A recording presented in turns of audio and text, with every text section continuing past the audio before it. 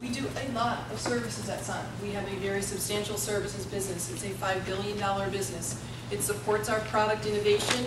We deliver our products, we deliver our partners' products into heterogeneous data centers. So we kind of think this sums it up in a nutshell as to what we're doing in service. We surround our product innovation, which we think brings differentiation to the market, with heterogeneous support, professional, and managed services to solve customer problems. So we're focused a lot on what we're doing in partner space. We look to what the customer needs, and being at Sun, we think we have this advantage in being able to get access to Sun innovation to actually take a leapfrog in how we solve a lot of these problems. Also, our services business was the first network infrastructure business to get the J.D. Power and Associates certification award. So it's a very strong, stable, good services business that we think is a cornerstone for how we grow the rest of Sun's business.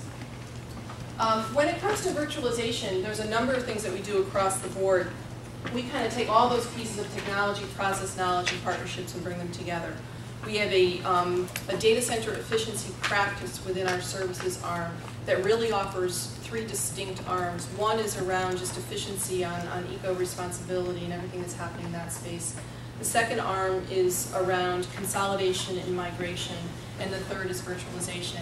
We believe they're all related, but we start with customers at different points in time depending upon what they're looking for. In each one of those spaces, we offer things like workshops where we'll do assessments with the customer. We'll do comparisons of their environment versus what's happening in the industry and what industry benchmarks might look like, whether it's on a power and cooling side or a space utilization side, or what does their current infrastructure look like, and how should they think about going about refreshing it to get some of the advantages that we've talked about here. On the migration piece of it, we work with customers to figure out, well, they know they need to go to something new, but what's the approach that they need to take from a migration perspective? Is it simply swapping out and moving something to something new? Is it co-location and coexistence with different technologies over a period of time? So we spend a lot of time in that space when we talk about consolidation and migration together. And then the third aspect is virtualization. We have done a lot of work in virtualization with a lot of partner products that we actually price list and we'll do implementations. And we've done a lot of work with XVM Ops Center over the course of the past 6 months or so.